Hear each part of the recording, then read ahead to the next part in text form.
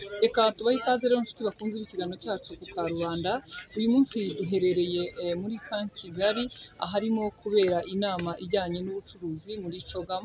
Uyu munsi rero barimo baraganira byinshi bitandukanye. Ngira ngo tugiye gukurikira ibiganiro byinshi bitandukanye. Muri kiganiro kuri pano yo muri aka kanya hagiye kujyaho na nyakubahwa Perezida wa Repubulika w'u Rwanda, aho barimo kuvuga gukorera hamwe bishobora gukura urubyiruko mu bushomeri cyangwa kugera ku mirimo byihuse. So thank you all. Great to have you with us on the panel. As we start the conversation, one quick starter. A question around this common future. We are here talking about delivering on a common future, but perhaps the first question is, do we all have a common vision for this common future? And I want to tap into each of your thoughts on that. When you think of what this common future should be, paint a picture for us. What do you see? His Excellency, let me start with you, please.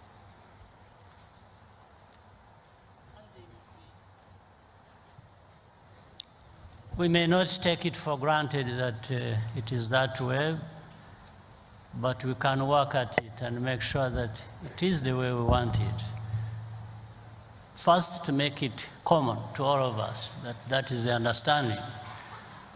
But what is to be taken for granted is that there is a future for us. So I think it is always going to be work in progress, that people will keep harmonizing their different views about what we think, what we have to do,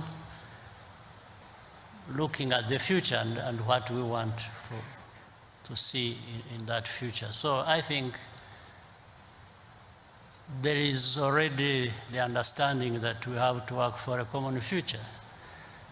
So we have to work at that and make sure that we get it. So I think it's work in progress. We are moving towards the point, and I am optimistic that the world has a lot of divergences, but at the same time, on everyone's mind and every nation's vision, there is thinking of that common future. Mm-hmm. Okay, so you believe there's a common understanding. Let me jump to Amali on this one now. Thanks. What do you see? Thank you very much. I think the biggest common point, I think, for all of us is that we have a planet to live on in 100 years' time, and that all of us who are living here can do so with access to healthcare and to education, that we can be thriving in our countries, that we can be looking after our natural resources and managing that effectively whilst driving the growth and prosperity of our countries as well. This is not an easy challenge, but I'm enthusiastic about it. I think we see some incredible work being done, and I must admit I'm blown away. My first visit to Rwanda, you have an amazing country, President. And I think, for me, coming here and having us all together to be able to share our knowledge, share our resources, to help each other to solve these big challenges, that's the common future as I see it. And certainly I'm feeling very bullish that I think we are heading in better directions with that. Thank you for that. Makta Diop, from your view, what do you see? I'm seeing a world which is full of uncertainty, but I think that uncertainty can be transformed in certainty. And to do that, we need to structurally transform what is happening on the continent. All these uncertainties coming from crises which is multiform: food, health, slowdown, disturbance in the value supply chain. But what we have seen here in Rwanda in response to the COVID-19 crisis is a good example of what I'm telling in terms of structural transformation, which requires for me three things: ambition, vision, and implementation capacity. When the crisis started and the world was talking about vaccine crisis and inequity, this country sees that opportunity, sees that moment to say, let's do things differently and structurally. And this is a good illustration of what I think that needs to be done in the vision I have for the continent. A vision where the continent will take this uncertainty, transform it in certainty, and to do that, we have all the instruments, and one of them is Africa Trade agreement. Thank you. Thank you. Yeah. Thank you. Dr. Adesina, your view. Well, thank you. First, let me thank His Excellency President Paul Kagame for inviting us here, so I have an opportunity to thank you, and also to thank my dear sister, Secretary General Patricia Scotland, for this fantastic meeting. I think when one talks about common future, President Kagame said it already. And I think also what just said by Mokhtar, when you enter Kigali, it's different every single time you enter it. The last time I came to see the president was 3 years ago. And I couldn't even recognize Kigali when I got here. So when we talk about a common future needs good leadership to shape that future. And that's what you have here. And I also think that kind of common future is what Patricia Scotland just very well explained to us here just this morning. The second thing I want to say is, just listening to the Secretary General, just as she was talking, you were saying that the size of the economy of the Commonwealth will grow, it's about $13 trillion. Now, but the issue is, it's concentrated though. 5 countries are the ones that actually control most of those. That is UK, that is Australia, Canada, maybe Nigeria, and India. So that common future must be exactly what President Kagame said, Commonwealth. It must be well shared all across. The second one is also that the common future must be the future of the youth. And when I was just watching up there, and you said 60% of the population of the Commonwealth is less than the age of 29. So the future is here. So we got to make sure that we build the Commonwealth for the youth. It's 73 years old, but it's actually a very young Commonwealth. And the last point I wanted to make on the common future is what Malice said. We cannot have a common future without a common planet. So we have to have climate resilience. We have to make sure that, as also President Kagame and also Mokhtar was saying, that we also have vaccines. Today we are here, we are doing well because we have vaccines, but it's an inequitable access to vaccines. Only 16% of Africa has access to vaccines. So we cannot have that common future in which we all live unless we have equitable access to vaccines. Excellent. Thank you so much. And there's a lot of ongoing work on the continent in that regard as well right now. Dr. Forrest, let me come to you. What do you see? What's a common future for you? Well, I have to admit to being really excited about the vision that I see for the Commonwealth. And it's kind of encapsulated, I think, in my relationship with President Kagame. We had dinner together in my home not long after you became president at your first CHOGM, I think. And just to see the growth across the Commonwealth, but in particular in relation to human values, human rights, where we have to start is equal education outcomes, not targets, equal education outcomes for girls and boys.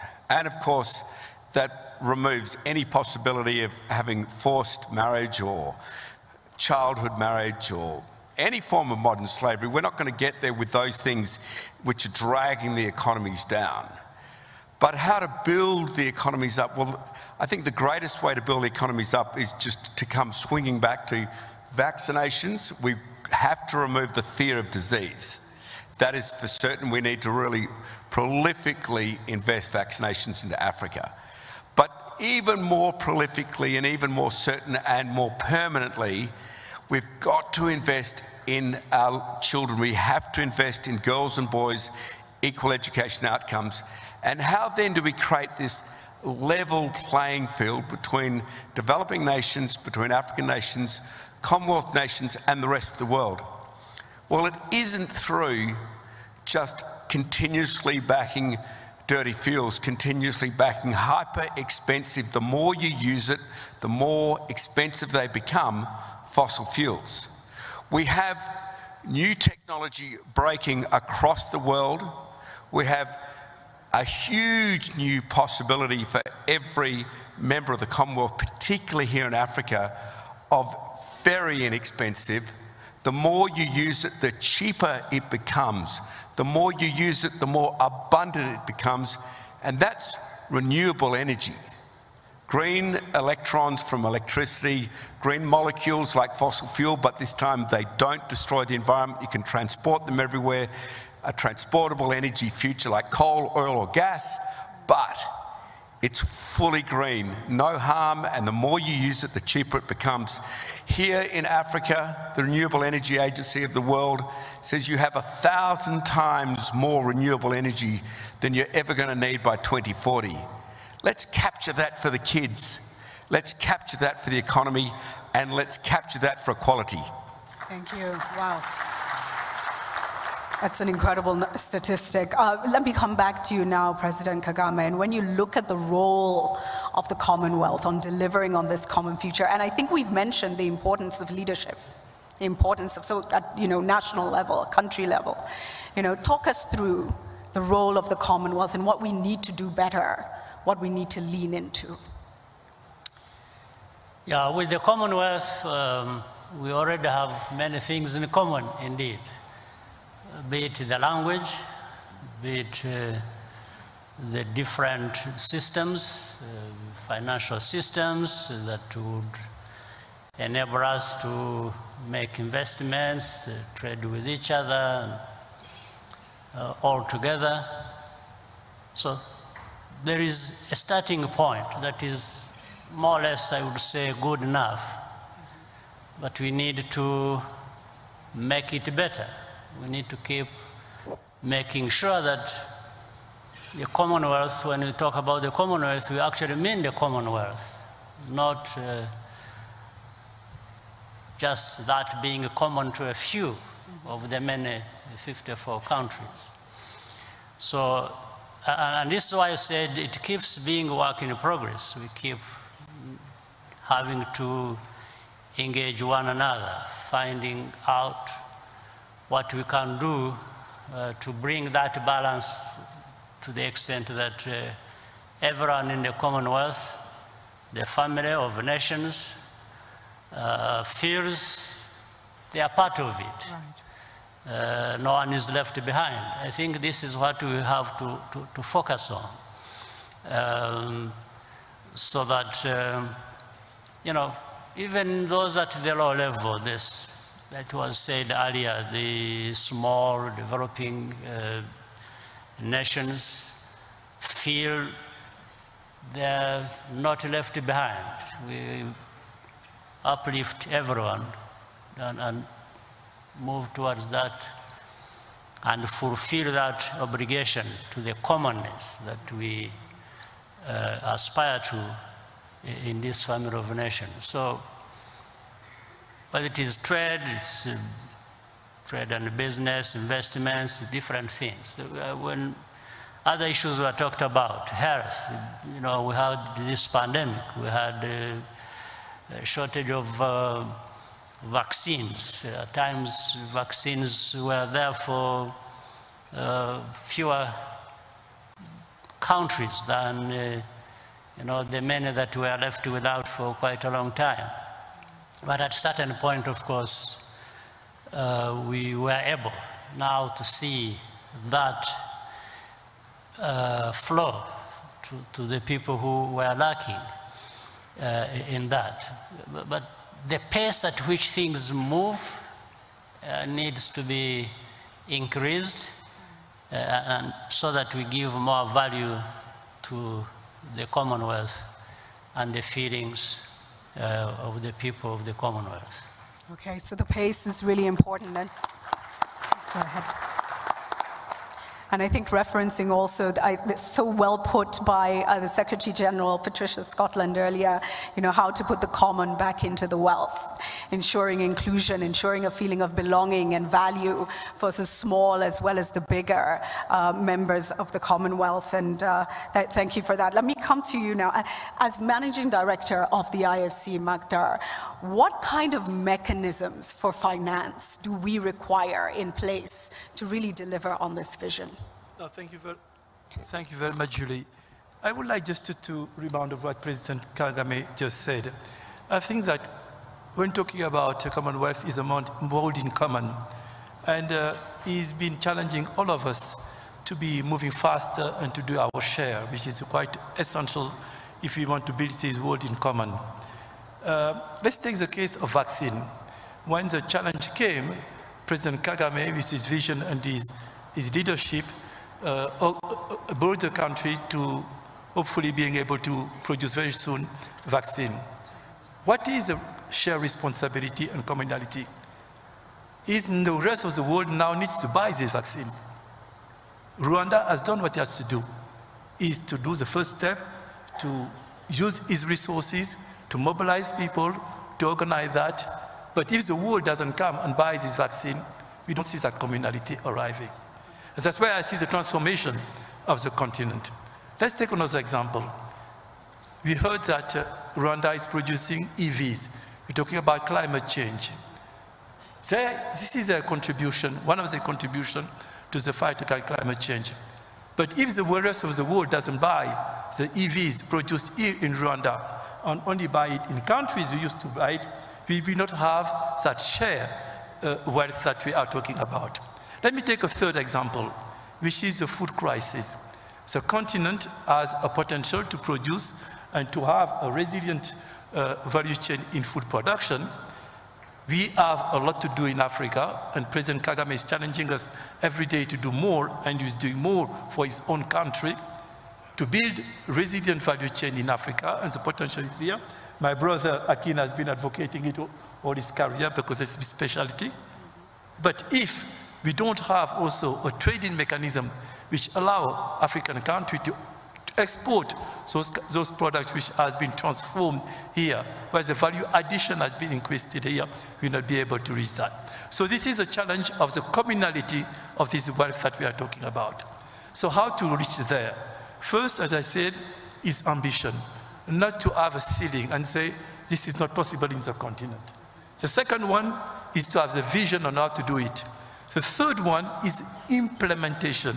And President Kagame, every time I meet with you, Excellency, you go back to me and say, implementation, implementation, and implementation.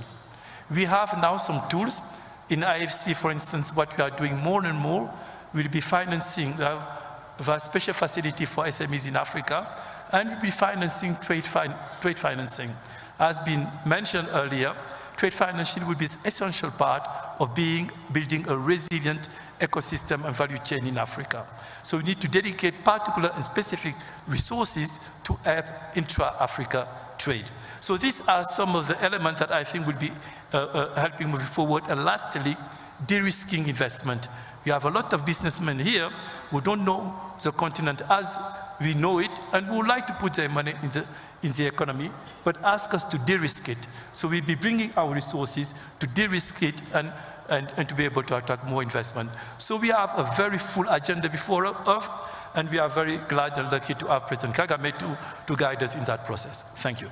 Thank you for that very, very clear ambition, the vision to get there, implementation, absolutely critical. And as we've been talking about vaccines, maybe just important to say that Africa's response to COVID-19 through, empowering the Africa CDC has been a really critical factor as well in driving, the ability now for this bold ambition around vaccine manufacturing and even delivery of vaccines. And this has been a partnership effort between heads of state. As a foundation, we were honored to partner with the Africa CDC on the Saving Lives and Livelihoods Partnership. And what I'd like us all to sit and think is, as we talk about this, whatever sector you're from, what's your role in plugging in, and how do we best work together and partner to really move things along? So Amali, let me come to you next, and let's just take a look at the role of technology and innovation in addressing today's most pressing issues. Really, really important. And I know you are very passionate about sustainable growth and combating climate change. So talk us through what you see. Where do we need to step up? What needs to be done? I mean, technology is amazing, isn't it? I mean, we have gone through, I was chatting to some other guests on the way here and saying, what a different COVID we would have had maybe 15, 20 years ago if technology wasn't in the place, the ability for us to continue. Each of us here today, we carry around supercomputers in our pockets. We have wristwatches which probably have more compute powers than we use sending people to the moon. You know, so technology is now fiber. This is what connects us as people, as populations. My company, Subak, we were set up during COVID. I have our office in Australia. I've never met these people. Everything was done remotely. When I hear things about how we can set up businesses in Rwanda in, what was it, six minutes, was it, or something like that? 6 hours, 6 hours. 6 minutes is the next goal, maybe. Sorry, Claire, giving you big jobs here. The new challenge. But this is incredible, right? I mean, this is what technology allows us to do. And, you know, Subak we're named after the Indonesian Water Cooperative, and the way that we see it is to say, look, data is our water, right? This is what feeds us. Information is what helps us to grow. And I think the ability of technology to connect us across all of our regions, for us to learn from each other, is so critical. You know, we launched our data catalog. So everyone here, if you are interested in climate data, data.subak.org, you can go and access this. So for everyone who is solving problems, what we basically say is, look, whatever your system, whatever you're trying to do, whoever you are, private company, public company, NGO, individual, let's help you find this information and use the technology. And, you know, it's fantastic to see how startups, how young people are using this. So we recently signed our first Rwandan fellow, our research fellow, an incredible young man, Ghislaine, who is looking at EV vehicles and creating dashboards to optimize that. We have companies who are looking at satellite data of the Congo Basin to look at where illegal logging and roads are taking place. So these is what technology allows us to do, to solve these big problems at speed, collaboratively. And I think, you know, for all of us here, you know, to take that opportunity to nurture that. And I must admit, you know, this is my first visit to Rwanda. I am very much hoping it won't be my last, because I'm so excited by what you are doing here. And I think if I can have a few conversations, I'm meeting with your director of your Kigali Innovation City later, but I would love to bring Subak here. We are launching a fundraiser, and I would love to make Rwanda our continental hub, actually, for climate data. Wonderful. Andrew, let me come to you. I think you painted such a vivid picture when you were looking forward for us, and just want to tap more into this idea of access to just, inclusive, and equitable energy transition. How do we achieve this? Because that's the whole challenge, right? So what's that journey, and what role can different stakeholders play? Yeah, let's just go to His Excellency's magic words, which have been repeated by my brothers in development. Implementation. Now, everyone can have great ideas, great plans. There's projects which have been in Africa which haven't been developed for decades. But I believe their time has come. You know, when we think of Africa as a huge green energy superpower, which first has supplied all the electrons to keep these lights on to allow kids to do their homework at night, which is bereft to many, that we can in fact dramatically accelerate cheap energy to all the homes throughout Africa with very cheap electrons, because we now have green energy. Then we have to think, what is stopping the implementation of that? If that can create the equity we need to make sure little girls have the same education outcomes, therefore the same opportunities as boys, then what's getting in the road of that?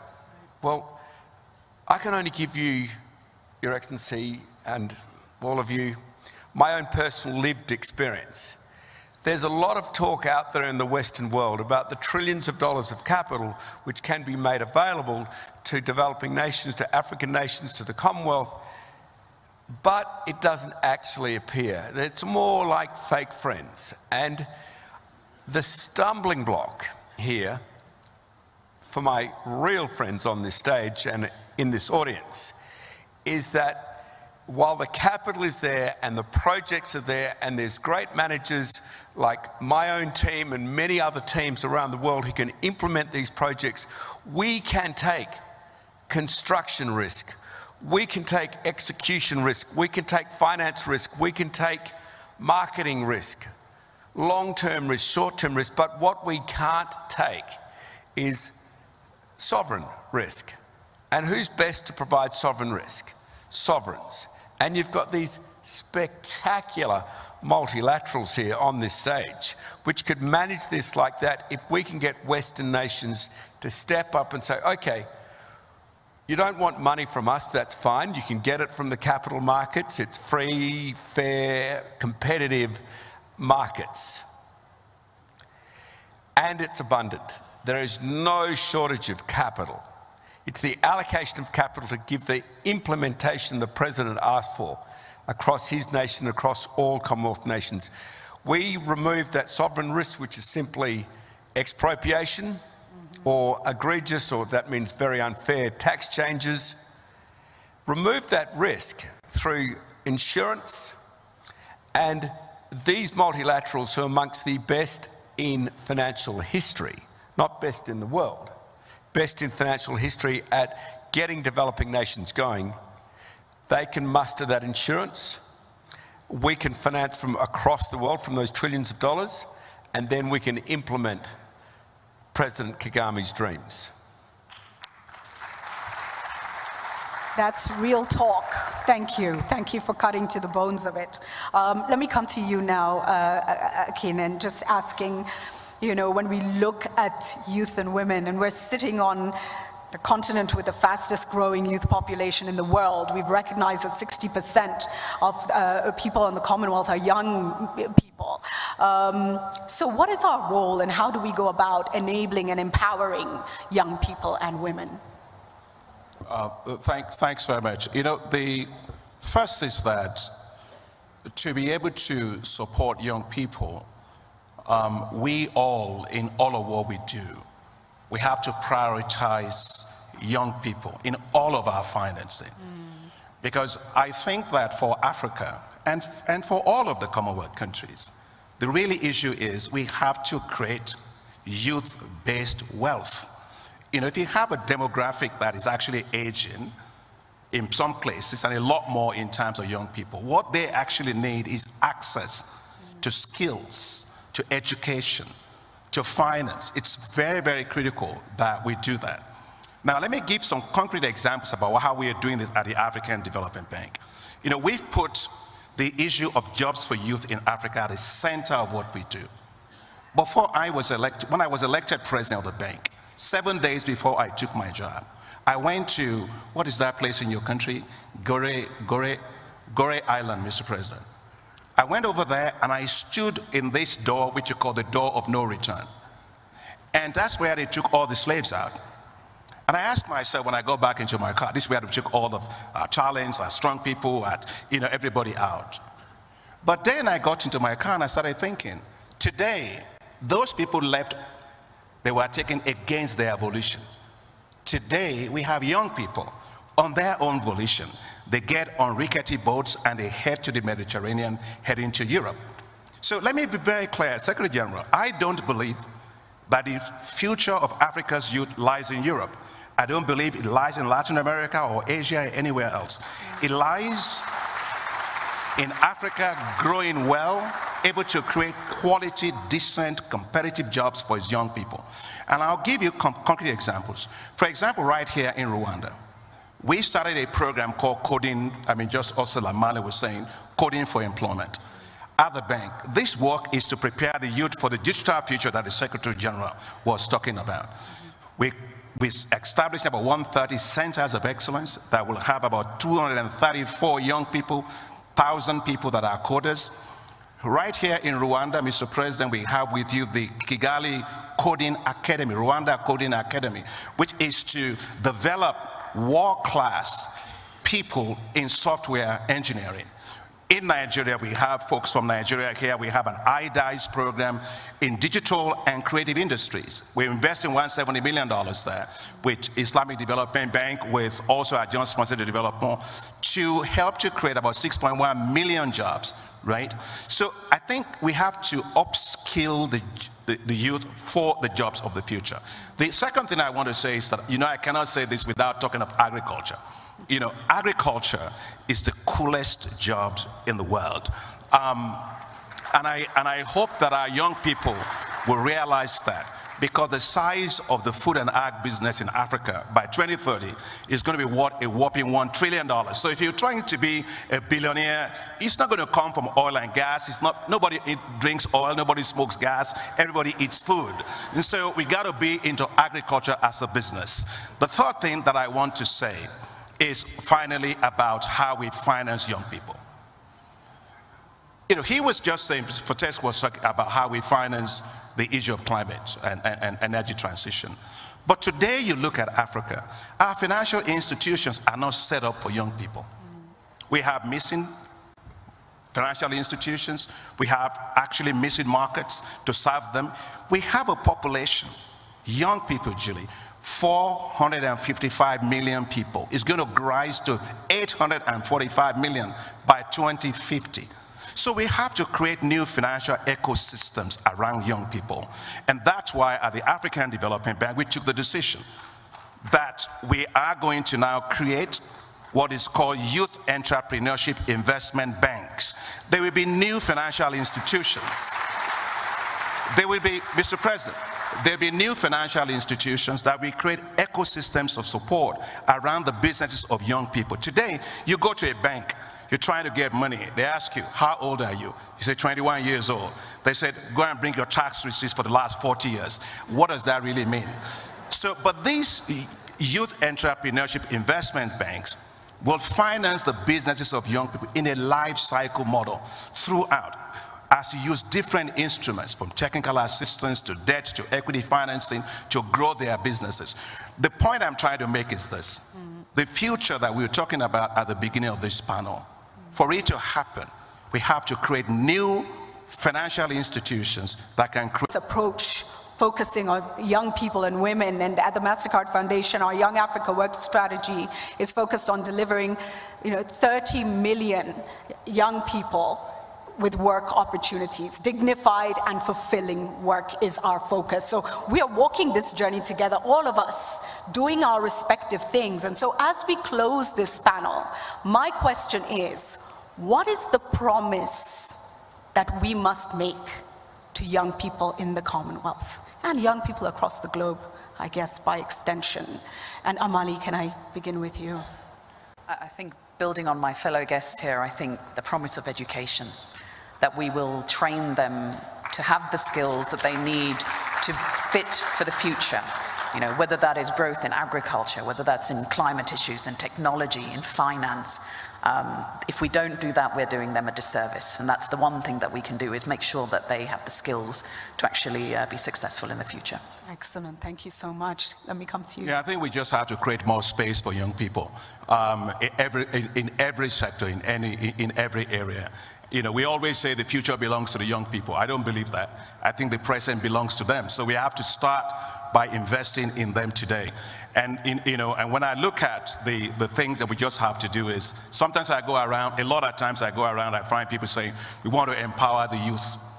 But I've never really seen a young person walk up to me and say, I'm being empowered. So it seems that those that want to empower them are empowering themselves. So the youth don't need empowerment, they need investment. Invest, invest, invest. Wow. Thank you. Andrew. Yeah, look, I only completely applaud that. I totally agree. I'd probably come back just another step and say we need to educate our little girls and boys to equal standards to become young women executives and young male executives, so that they can take these business opportunities which are out there. And the great notion that I see is a huge future of inexpensive energy, which will keep Africa green, which will keep agriculture growing to the multi-trillion-dollar opportunities it can be, and not the fuels we currently worship and we currently seem to be aligned and stuck to. And that's fossil fuels, which, left unchecked, will destroy the future of every young person in Africa, turn Africa into deserts. That is a future which we can scientifically see. It's not contentious science. It is there for you to see. We need to say, okay, let's adopt these fantastic principles, but let's now bring in the era of totally clean, only green inexpensive energy so that all the young people can rise and go into that future which my friend is speaking of. I want to make sure those foundations are there so that you, as great bankers, great financiers, can lend to these young people, and you, Mr. President, can ensure that equality of opportunity, which is led through cheap green energy, equal education outcomes, is there for every developing nation. Excellent, thank you. Thank you. Magda, let me come to you next. Just let them talk, and not talk on their behalf. That's my vision. Youth, like small nations, are often in the world arena talked about and talked for. And I think that what I would like is to see more and more young people being here and talking to us and telling us what they think, and for us to respond to their needs. Excellent. Thank you, thank you, thank you for that. Mr. President, you have the final word. What is your promise to young people? Well, before I come to that, let me say, we all feel very optimistic. And the grounds on which we base the optimism is that all of us, as we are here on the panel and the audience, we seem to very well understand what we need to do. We must do it. And so that some of the things we are saying don't remain just as slogans and things like that, we need to. And second, the young people are talking about and have talked about so many times in all sorts of ways, and we know there are millions and millions of them out there. We also need to be thinking of what we do more with them than for them, because they really know what to do as well. All they need are these inputs, which many people mentioned here. It's about access to different things they don't have access to. And at the same time, we also need to get them involved. There are certain decisions that have to be made at different levels, and the more they get involved in these decision-making processes, the better. I think we get the best outcomes. And then I think once they have a voice, once they make a contribution to what happens to them, to what happens to all of us, and we should also be integrating. It's not just about the young people, it's about all of us. So we have to make sure that we look at the society as a complete thing, and then allow the different players to do their part. I think that's what I would say. Thank you very, very, very much. You know, ladies and gentlemen, 2 days ago at the Commonwealth Youth Forum, a young lady stood up and said, you know, we don't want to talk anymore about, you know, with us, for us. We want to talk about with us all the time. We want to be in the rooms. It's not just about when it's about young people. We want to be in the rooms when it's about every issue. And that kind of transformation in our approach to young people makes them a huge asset for our future, the common future that we're looking to head to. So please, ladies and gentlemen, a huge warm round of applause for our panelists. Thank you very, very much. And you may take your seats. Thank you, thank you. inshuti bakunze rero mwabanye natwe muri kiganiro, reka tubashimire kandi dushime ko mukomeje kubana natwe. Turakomeza kubagezaho uko iyi nama y'ibihugu bivuga icyongereza uko ari 54 ariko hitabiriye 53 nkuko byasobanuwe na Minisitiri w'Ububanyi n'Amahanga w'u Rwanda, bavuga ko igihugu cya 54 kizitabira